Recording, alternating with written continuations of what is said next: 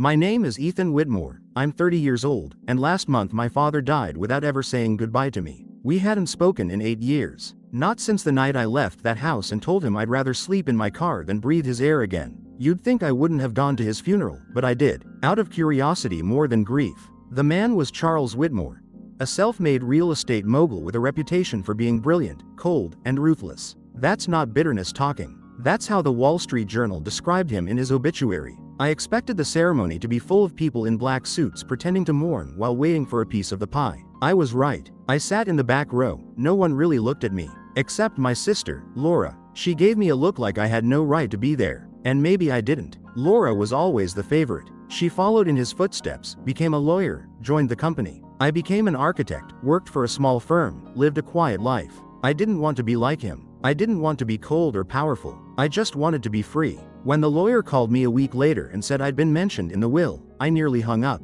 I assumed it was a mistake, but curiosity got the better of me, so I went. The office was exactly what you'd expect: mahogany panels, leather chairs, a view of the skyline. Uncle Greg was there too, my dad's younger brother and the executor of the estate. He looked uncomfortable the whole time. Laura sat across from me in a tailored navy suit, her arms crossed. I could feel the heat radiating off her. The lawyer, Mr. Halbridge, cleared his throat and read the will. Laura got a trust fund, 2 properties, and a minor share in the company. Then he looked at me. To my son, Ethan Whitmore, I leave the property located at 18 Fells Point Road in the sum of $3 million, on the condition that he resides in the property for a period of no less than 12 consecutive months, beginning within 30 days of this reading, and that he does not alter or renovate any part of the property in any way during that time. I laughed out loud. I couldn't help it. That house? The one I grew up in? The one I ran away from? It was a mausoleum of trauma, and he wanted me to live there untouched, like some kind of ghost? Laura didn't laugh. She just glared. Are you kidding me? I asked. He gave me a haunted house and a leash. Halbridge adjusted his glasses. You're under no obligation to accept, Mr. Whitmore. But if you decline, the property reverts to the trust, and the $3 million is redirected. Redirected to who? I asked. No one answered, but I saw the twitch in Laura's jaw. Uncle Greg shifted in his seat. That money was bait. I knew that, and the condition wasn't about the house. It was about control. Even from the grave, my father wanted to see if he could make me dance. I should have walked out, but $3 million is a hard thing to ignore when you're still paying off student loans and dreaming of opening your own firm. I said I'd think about it. Over the next few days, I drove past the house 3 times before I could bring myself to stop. It looked the same. Pale blue siding, white shutters, black front door. The lawn was trimmed, the hedges still perfectly square. It was like stepping into a snow globe where time had frozen in 2008. On the 4th visit, I brought the key. I stood on the porch for 5 minutes, just staring at the doorknob. My heart was beating so hard I thought it might crack my ribs. Then I turned the key and stepped inside. The smell hit me first. Furniture polish, old books, and something faintly sour. The entryway was spotless. The same rug, same mirror. I walked through the house in a daze. The living room still had my father's leather recliner. The kitchen still had the same marble countertops. The upstairs hallway still creaked on the 3rd board. My old bedroom was untouched, exactly as I left it. Same posters, same books. Even the model airplane I built at 13 was still on the shelf. I sat on the edge of the bed and felt this wave of nausea. This wasn't a house. It was a museum exhibit of someone else's childhood. A childhood curated by a man who saw parenting as a transaction. Who once grounded me for 2 months because I dented his car door. Who told me love was earned, not given. And now he wanted me to live here, without changing a thing. Like he was daring me to break. I moved in that weekend. Packed light. Just clothes, my laptop, some basic supplies. The furniture was already there, and I wasn't allowed to change anything anyway. The first week was quiet. I worked remotely, kept to myself, tried not to look at the family portraits in the hallway. I avoided the study, where his safe still sat bolted to the floor. I tried not to think about how many hours I'd spent standing silently in that room while he listed my faults. Then on day 6, I found something. I was looking for a screwdriver in the kitchen drawers when I noticed the back panel of the bottom drawer was loose. I pulled it away and found a small envelope taped inside. My name was on it, just Ethan, in his handwriting. Inside was a photo, a Polaroid, me, at maybe 16, standing in the backyard. But I wasn't alone. There was someone next to me, a girl, Maya, my ex, the only person I ever brought home. We were holding hands, smiling. But that photo never should have existed. He told me to erase every trace of her. I remember that fight. I remember the threats. So why did he hide this? Why keep this one photo and bury it in a drawer? I stared at it for a long time. And then I noticed something else. On the back of the photo, in the same handwriting, "You don't remember everything, but the house does." My hands started shaking. What the hell was that supposed to mean? Was this some kind of sick game? Was he trying to mess with my head even now? I put the photo back in the envelope and left it on the counter. I needed air. I stepped outside and called Laura. She answered on the third ring. Why did he leave the house to me? I asked. Why the condition? There was a long pause. Then she said, because he knew you wouldn't be able to do it. And if I don't, then it all comes to me. So you knew. Of course I knew. Ethan, you should walk away now. It's not worth it. What isn't? Another pause. Then she said something that sent a chill down my spine. That house. It wants something. It always did. Dad just gave it your name. I didn't sleep much that night. The photo haunted me. I kept seeing Maya's face on the Polaroid, frozen in a smile from 12 years ago. But it wasn't just nostalgia or regret. It was the question. Why did he hide it? Why keep something he claimed to despise, and then scrawl that cryptic message on the back? You don't remember everything, but the house does. What was I supposed to do with that? I woke up at 4 in the morning and walked the house barefoot, just listening. It was quiet, too quiet. Houses have rhythms if you listen closely. The pipes, the creaks, the fridge humming. This one was dead. It felt like even the walls were holding their breath. I made coffee and stared out the window, trying to convince myself I was overreacting. But then I saw it. Taped to the outside of the window, not inside, outside, was another envelope. Just like the first one. Taped in the corner of the window pane so neatly it could have been missed if not for the condensation forming around it. I unlocked the window, carefully peeled the envelope off, and opened it. Inside was a small silver key and a note. 3 words only. Unlock the crawlspace. My stomach turned. The crawlspace hadn't been opened in years. It was in the far back of the basement, behind an old storage shelf. I went down there slowly. Every light felt dimmer than it should have been, like the bulbs were working against me. I moved the shelf aside, revealing the old wood panel door with a metal latch. I'd forgotten how small it was. Barely big enough for a kid, let alone an adult. The key fit perfectly. The lock clicked, and the door creaked open. Dust poured out, along with a smell I couldn't place. Something old and sour, like rotting paper and basement mildew. I aimed my flashlight inside and froze. There was something in there. Not rats, not junk. Something wrapped in plastic sheets, tightly bound and stacked neatly. I had to crawl halfway in to reach it. When I pulled it out, I realized it was a box. A metal filing box, the kind used for storing documents. It had a date scratched into the lid, 2009. That was the year I left the house. I brought it upstairs to the kitchen table and opened it slowly. Inside were letters. Dozens of them, all addressed to my father. But none were opened. The return address on every single one was from Maya. The first was dated March 2009, 3 weeks after we broke up, or rather, after he forced us apart. I opened the first letter, hands trembling. Maya wrote about how she missed me, how she didn't understand why I stopped responding, how she was worried. The second letter was more desperate. She said she'd driven by the house but no one answered. She left a note in the mailbox. Still nothing. The third letter mentioned how scared she was, how she thought something had happened. If I was reading this, please call her. The fourth letter was returned to sender, unopened. I flipped through all of them, probably 50 or more. He never opened a single one. He kept them all and buried them in a crawlspace like some kind of twisted time capsule. Why? He hated Maya. He told me she was a distraction, that she was using me. I thought he made her leave, that he scared her away. But now I realized, she never stopped trying to reach me, and he made sure I never knew. The rage that hit me was volcanic. I swept the whole box off the table. The letters spilled across the floor. I collapsed next to them, clutching one to my chest. For a long time, I just sat there, unable to move. This wasn't just about inheritance. This was about control. He isolated me from the one person who ever made me feel seen. And now he was playing some post-mortem scavenger hunt, trying to make me dig it all up again. I should have left that day. But I didn't. Because now it wasn't about money. It was about answers. I needed to know what he was hiding,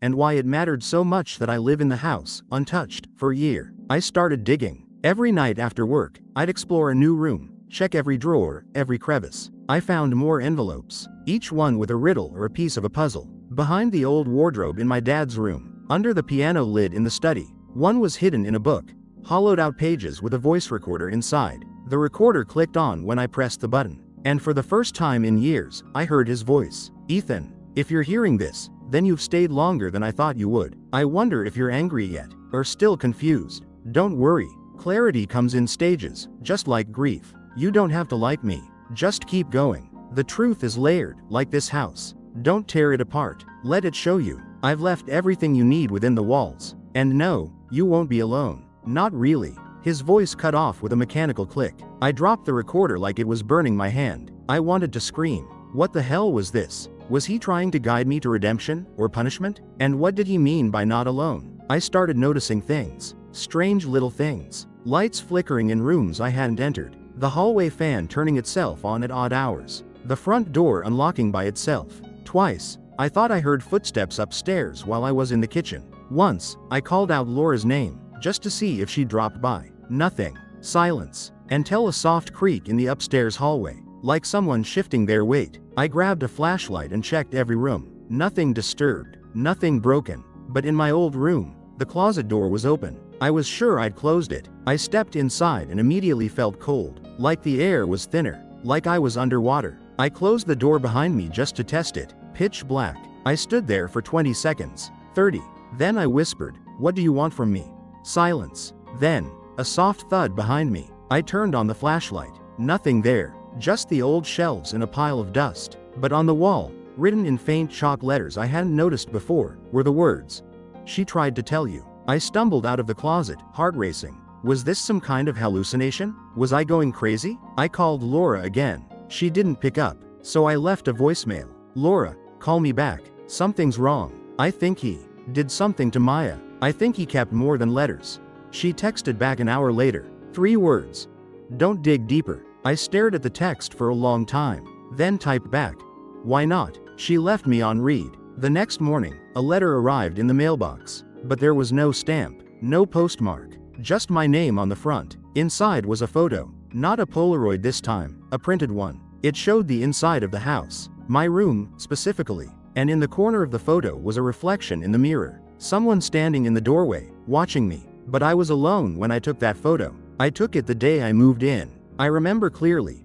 I'd sent it to my friend to show how weird it felt to be back. So who the hell was standing behind me? And why were they only visible in the mirror? My hands were shaking again. I dropped the letter and ran to the room, opened the closet, ripped the shelves out. Nothing behind them. No panels. No false wall. But when I turned to leave, I saw it again. Faint chalk marks on the inside of the door. Only this time it said, "Look under the floor." I grabbed a crowbar from the garage and pried up the loose board beneath the closet rug. It was hollow underneath, and inside, a rusted tin box. I opened it, expecting more letters. But what I found made my blood run cold. Inside were photos, dozens of them, of Maya, some recent, some old, taken from a distance, like surveillance shots. Her at a coffee shop, her walking to her car, her at the beach. She moved to California years ago. I hadn't seen her since. But these photos were from LA. I recognized the landmarks. And they were all dated from the past 3 years. He was watching her, until the day he died.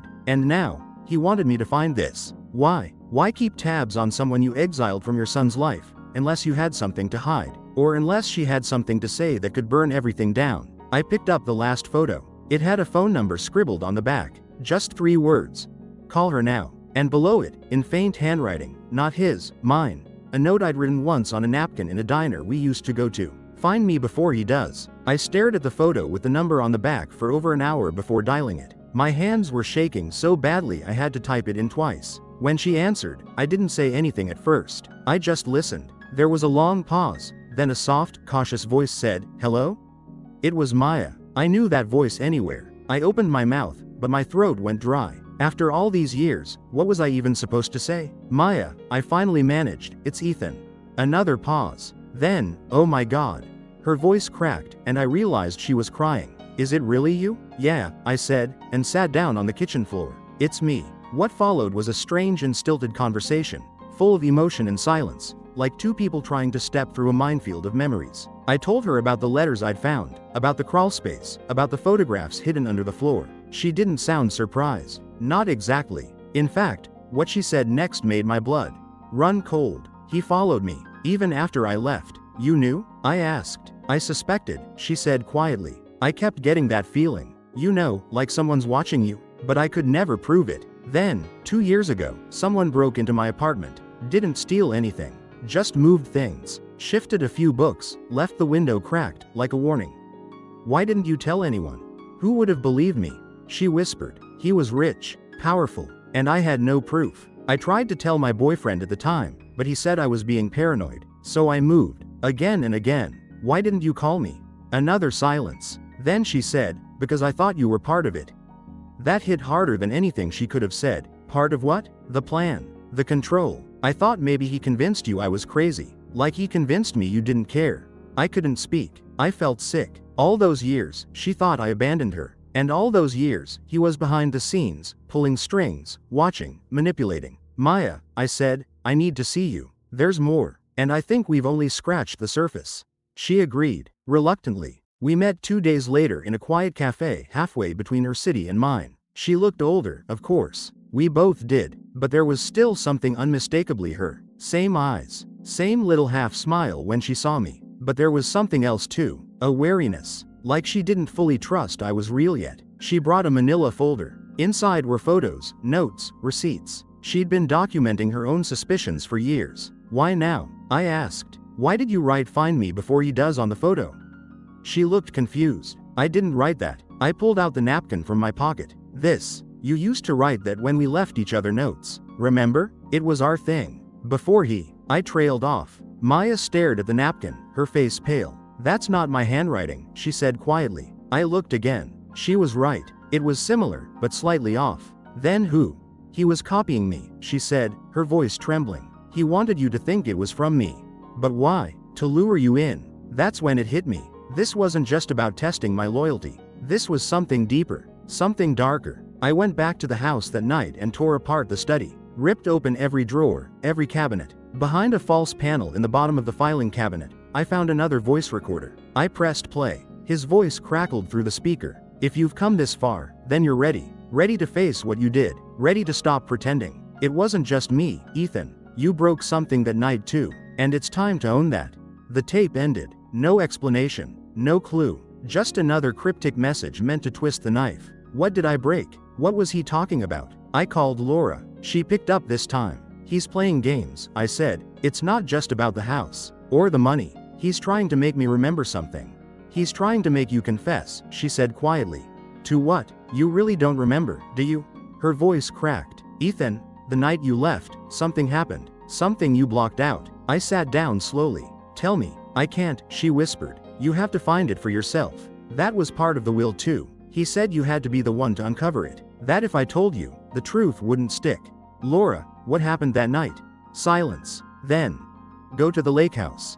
What lake house? You know the one. Deep down, you do. It's where it ended. She hung up. I stared at the phone for a long time. Then I opened the drawer in the study and pulled out the old family photo album. Tucked inside the back cover was a yellowed map with a small red X drawn near a lake 2 hours north. No road names. Just an X and one word. Closure. I didn't tell Maya where I was going. Not yet. I needed to see it for myself. I drove up the next morning. The lake house was exactly where the map said it would be, tucked between trees, half sunken with rot and moss. It hadn't been touched in over a decade. I stepped inside and the memories hit me like a freight train. The peeling wallpaper. The smell of mildew and wood smoke. The creaky stairs. I'd been here before. I walked to the back room. The one with the boarded up window. That's when I saw it. Another envelope. Sitting neatly on the floor, like someone had just placed it there. Inside. A photo. This one wasn't of Maya. It was of me. At 17. Covered in blood. Staring blankly at the camera. I dropped it. My hands went numb. Beneath the photo was a single line of text. Now do you remember? The flashbacks hit hard. The argument. The rain. The shouting. My father dragging me into the car. Me escaping at the lake house. Then, it all stopped. Like someone had yanked the film reel out of my brain. I called Laura. What happened? I asked. At the lake house. Why was I like that? Her voice was steady. Because you found something you weren't supposed to. What? A letter. From Maya. He made you burn it. You snapped. My breathing got shallow. Did I hurt him? No, she said. You hurt yourself. You cut your hand trying to break the lock on the drawer. You screamed at him. Said you'd disappear. Said he'd never control you again. Why don't I remember that? Because he drugged you. My heart stopped. What? After you passed out, he took you home. Told everyone you were sick. Said you had a breakdown. He cleaned everything up. Hid the evidence. It's why you always felt like something was missing. I was silent. That's why he left the house to you, Laura continued. He wanted to see if you'd come full circle. If you'd choose to remember, or walk away like you always did. And the inheritance? It was never about money, she said. It was about guilt, control, closure. I stared out at the lake. The water was still. For the first time, I felt like I was floating above the truth instead of drowning beneath it. My phone buzzed. A message from Maya. Just 2 words. We need to talk. I texted back. Come. To the lake house. This wasn't over. But I was finally ready to finish it. Maya arrived at the lake house just before sunset. The light came through the trees like ribbons, cutting across the old porch in golden shadow. I watched her step out of her car, hesitate, then approach slowly, like she was afraid the house might bite. Are you sure about this?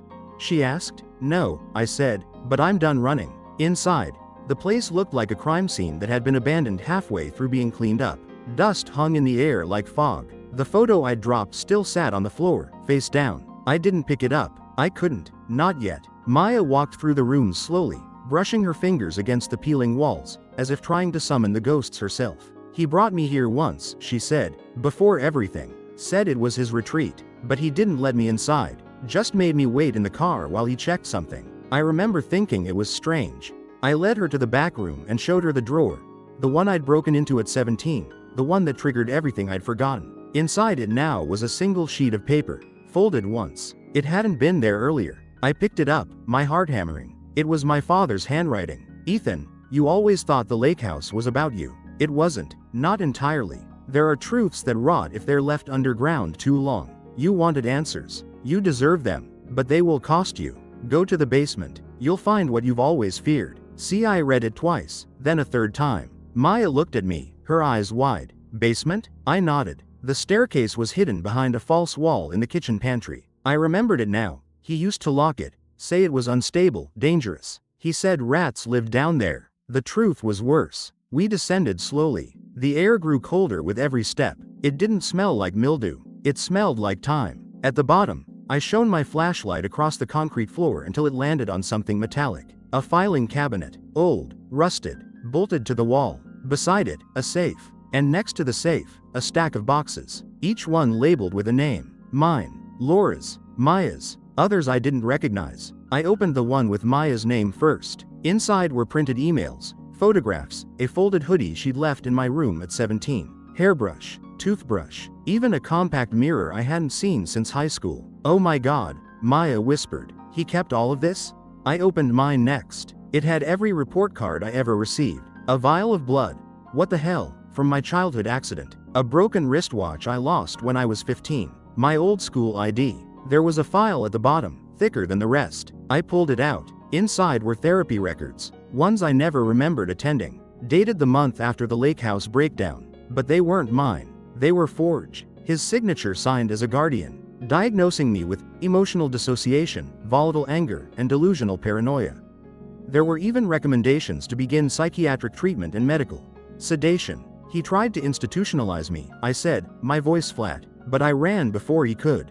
Maya didn't speak. Her face said everything. I moved to the safe. It took 4 tries to crack it. The final combination was our birth dates, reversed. Inside was a single VHS tape, labeled July 14, 2009, the night I left home. I didn't want to play it, but Maya insisted. If we don't watch it now, we'll never know what's still missing, she said. We drove back to my house. I dug out an old TV VHS combo from the attic and plugged it in.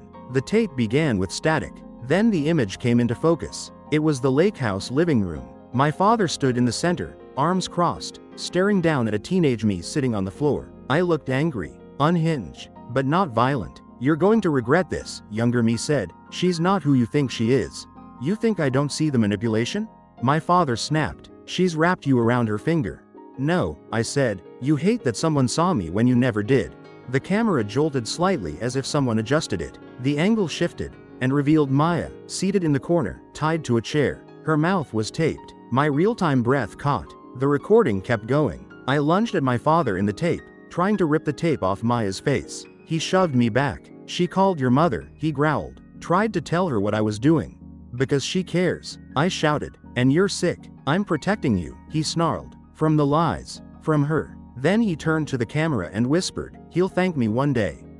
The video cut to black. We sat in silence for a long time. Maya was crying quietly. I was frozen. I remembered none of that. Nothing about the tape, or being tied up, or him filming it like some kind of ritual. He wanted proof, I said. Proof that I was unstable. So he could discredit me. Discredit you. And when we didn't break, he buried it all, Maya whispered. The therapy records. The memory. The tape. He planned everything. And now he's gone, I said. But the game isn't. That night, I pulled out the will again. I read every page, every clause. There, buried in the fine print.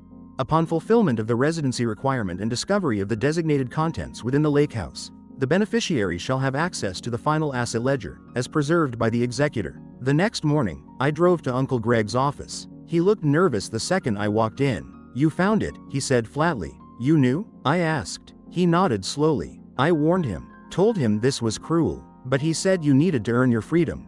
Freedom from what? From him, Greg said. From the legacy, the empire, the strings. He didn't just leave you money, Ethan. He left you everything. What do you mean, everything? The company, the estate, the offshore accounts, the entire Whitmore portfolio. $317 million. I just stared at him. My knees nearly gave out, but he only mentioned $3 million, I croaked. Greg slid a sealed envelope across the desk. That was a decoy. If you accepted that and left before fulfilling the terms, everything else would have gone to Laura. But you stayed. You remembered. You passed. Passed what? His test, Greg said quietly. To see if you were strong enough to take it all, to carry it, to rebuild it without becoming him. I walked out of that office in a daze. At home, Maya was waiting for me. I told her everything. She listened, eyes wide, then shook her head. So now what? You run the empire? Become your father's shadow? No, I said. I burn it to the ground. What? We expose everything. The therapy fraud, the surveillance, the abuse, all of it. Maya looked scared, but she nodded. Okay, she said, let's finish this. That night, I uploaded the video to a secure drive. Maya contacted a journalist she knew, and I made one final visit to the house. I stood in the study, surrounded by files, memories, ashes. I looked up at the ceiling and whispered, "You lost." I remember now. I dropped a match into the fireplace. The flames took quickly. The next morning, the story broke. Front page, national news. Billionaire's hidden legacy of surveillance, coercion, and psychological testing. Laura came forward. So did Uncle Greg, and Maya, and me. We didn't just destroy the myth of Charles Whitmore. We exorcised him. When the dust settled, the trust fund remained intact. But instead of accepting it, I created the Maya Foundation, a nonprofit to support survivors of psychological abuse and coercive control. The money was never the reward. The reward was remembering who I was before he rewrote me. The reward was knowing I wasn't crazy, and that Maya had never given up. The reward was finally being free. I thought it was over. I really did. After the exposé went live, after the foundation launched, after the lawsuits started trickling in from investors and former clients who claimed Charles Whitmore misled them, I figured there was nothing left to discover. The house was burned. The secrets were out. The man's legacy was reduced to ashes, public and private. But a week after the story broke, I received a package in the mail. No return address. Hand-delivered. Inside was a thumb drive and a single line typed in courier font. You still haven't passed the final test. I didn't want to plug it in. Maya begged me not to, but I had to. I couldn't walk away not knowing. The video on the drive began with a close-up of my father sitting in his leather study chair. His eyes were glassy, his hair thinner. This wasn't one of his carefully composed recordings. He looked tired, human, even. If you're seeing this, he began, then I've lost. You've exposed me. You've escaped the maze. Congratulations. He paused, then leaned closer to the camera. But you should know something before you turn me into a villain you never truly understood. I didn't create this test to break you, Ethan. I created it to protect you. Because one day, someone else will come. Someone who wants what we built. Someone who won't hesitate to use Maya, or Laura, or you. They'll dress it in friendship, or romance, or loyalty. But it will be control, plain and simple. The same disease that consumed me. The real inheritance isn't the money. It's the burden of knowing how power works, and how easily it poisons. He opened a drawer on camera and pulled out a small black notebook. Inside this book is a list of every person I considered a threat, every partner I didn't trust, every shadow I had to outrun. You'll find it in the bank vault under my name. If you're smart, you'll read it, and if you're even smarter, you'll destroy it. He stared directly at me now. You think you burned it all down, but the fire only clears the surface. The roots go deeper.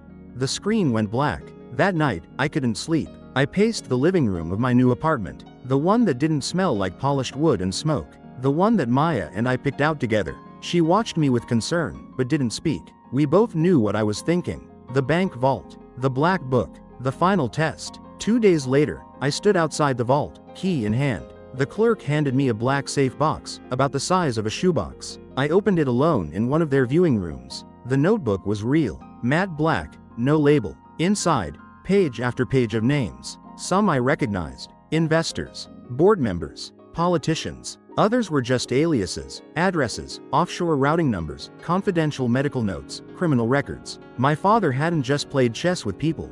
He'd kept tabs on every piece on the board. And I had the entire playbook now. I closed the book and sat there for a long time. I could use this, quietly, cleanly, make threats disappear, build something bigger, the kind of empire my father dreamed of, without becoming him. Or I could destroy it. No one would ever know, except me. I took the book and walked 3 blocks to a public incinerator bin behind a steel recycling center. No cameras, no witnesses. I opened the notebook one last time, stared at the names. My fingers hesitated. Then I dropped it in the fire, watched the pages curl and blacken. The smoke stung my eyes, but not from regret, from relief. When I got back, Maya was sitting on the balcony, barefoot, her feet curled up on the chair. She looked at me and raised her eyebrows. "Well, it's gone," I said. "All of it." "Good," she whispered, and reached for my hand. I squeezed hers and looked out at the skyline. The city didn't feel like a prison anymore. It felt like a canvas. Over the next year, the foundation expanded faster than I imagined. People came forward from all over the country.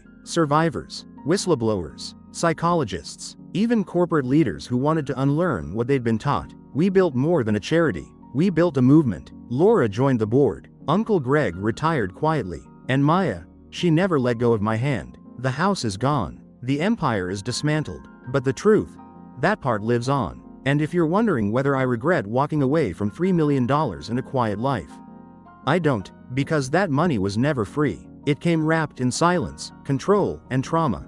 And choosing to walk away from it wasn't a loss. It was the first real win of my life. My name is Ethan Whitmore. And I didn't inherit a fortune. I inherited the truth. And that's worth more than anything my father could have left me in a will.